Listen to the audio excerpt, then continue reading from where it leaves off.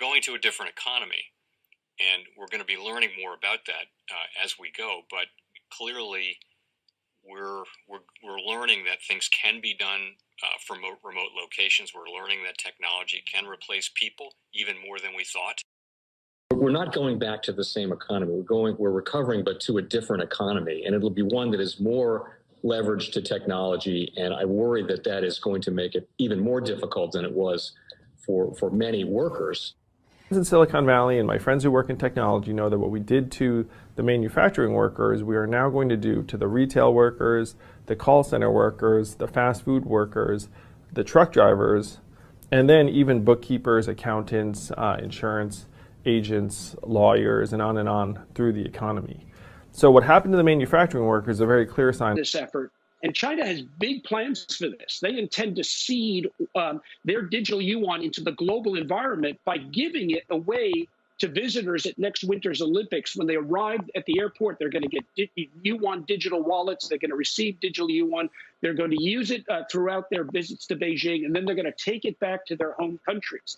They see this as a huge advantage. Why? Because who controls the underlying protocols, who controls the underlying standards of the future of money will control the future of money. On the screen, I don't know if you can see it, we have a list of what used to be the FANG stocks. I saw in the column by Maureen Dowd over the weekend, which was great, that you've renamed it the MANG stocks, and we have Meta platforms here. And the reason I even raise it is because when you talk about building platforms, I'm curious about who you think controls all of this in the end, whether there are a bunch of companies that do it separately, or if it's going to be integrated in a way that it isn't today. Well, the genius of the American system is you have the government helping with early funding, venture capital making these companies possible, enormous capital available. These are multi-trillion-dollar corporations, which is incredible, and they're going to continue to grow. They're not going to get combined into one company or anything like that. And it's going to be difficult to regulate them because they're so complicated in the way that they work. We got to come to some agreements on, for example, AI-enabled war. What does it mean to allow for misinformation? What is the rule? One of the things that we didn't understand 10 years ago was that governments would use the internet to affect elections. That's clearly not okay. We did not understand that these AI-enabled systems would become so good that they can target the particular biases of specific individuals, and they can be used for misinformation. But Eric, here's the complicated part. The complicated part is a lot of tech executives, including Mark Zuckerberg and others, have said, please come regulate us. We can't do this on our own. We shouldn't be doing this on our own. But then when it comes to the actual moments of regulation, this is sort of like the tax debate. A lot of people say, please come tax me. But then the second they actually have to tax them, it gets complicated quickly. How do you do it? Well, you have the problem when a company asks for regulation, you have the problem of regulatory capture, where the corporation can essentially capture the regulators and they can sort of coexist. This field is so new. What we call for in the book is actually a renaissance of thinking about this. We've got to get the technical people talking to the philosophers and talking to the people who understand human psychology. These systems will change the way we live. Imagine, for example, a baby growing up that's got their best friend is not a human, it's a computer. How do you feel about that? How do you feel about the shaping of that young mind? That's an experiment we've never done. We're going to have to come up with mechanisms and collective agreement on how that should behave. The general answer in capitalist systems is competition. The problem is that these systems can compete in such a way that they will optimize against specific objectives. We want everyone to be happy, or at least mostly happy. We don't want them to optimize around a specific thing, which is what's happening today, which is around engagement. While I have you here, I got to ask a couple quick questions. I did mention Meta before. I'm very curious about the rebranding of Meta and your take on that, given that you lived through the rebranding, but also the reorganization, which I think is different in this case, of Google to Alphabet. You know, it's funny that when you spend your time talking about a company, about the founders and the organization instead of the products, that's always a loss, right? I look forward to excellent innovation in the metaverse. I've been waiting for about 30 years. The metaverse is a very interesting idea. It's essentially a virtual world that we would inhabit. As to whether Facebook will build that, I don't know. I guess I should call them Meta. But I'm going to continue to call them Facebook. Everyone's still called Google, which is, I think, how it really works. You know, it's interesting that Meta means more comprehensive and transcendent. And so Facebook will now have to be more comprehensive and transcendent at what it does. The promise of the metaverse is very powerful. So if they pull it off, which will be presumably more than a decade, you can imagine virtual worlds that you'll live in, right? And that the world that you live in you'll be younger and more powerful and stronger, and you'll have greater fun and all that kind of stuff.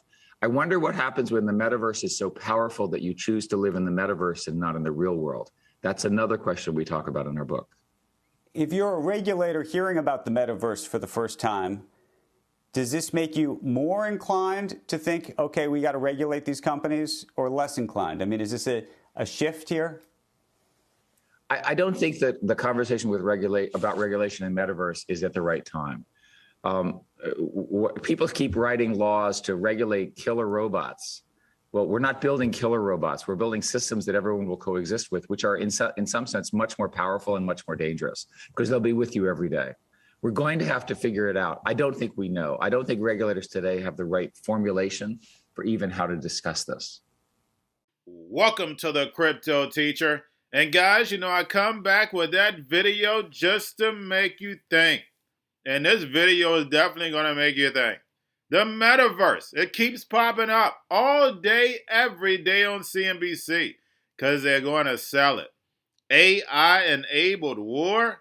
What happens when the metaverse is so good that you don't want to live in the real world? And we know that's what the New World Order wants. Guys, you're going to be living a real-life Sims. And remember, the Cryptoteacher told you. And also, is Bitcoin going anywhere? No, it's not. But guys, we have over 13,000 cryptos.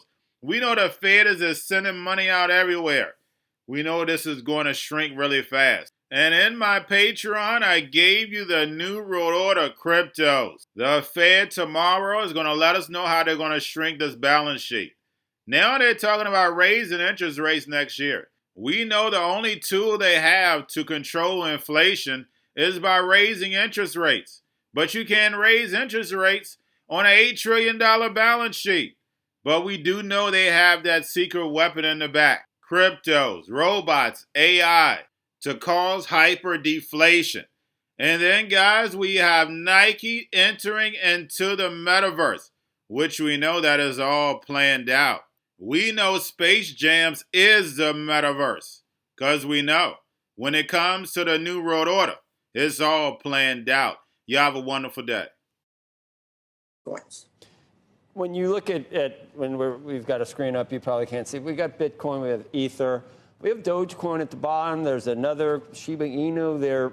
The two of those are worth $80 billion. I know that you probably think that Bitcoin is here to stay. Do you think all of these different crypto assets are real and here to stay, or is there something to be concerned with? And do we need oversight so that people aren't left holding the bag for some of these things, whether they do or not? I'm not predicting one way or another. I do think that Bitcoin is here to stay, and I think a lot of the others are not. The fact that Bitcoin is fully decentralized and that some of these others were issued by a person or an entity that kept a large block of the coin for themselves and then issued others to participate means they look more like a security than a commodity.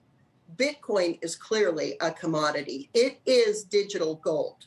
So I do think that having a regulatory framework within which this can exist and innovate, meaning this entire space of digital assets, but that protects consumers at the same time is extremely valuable.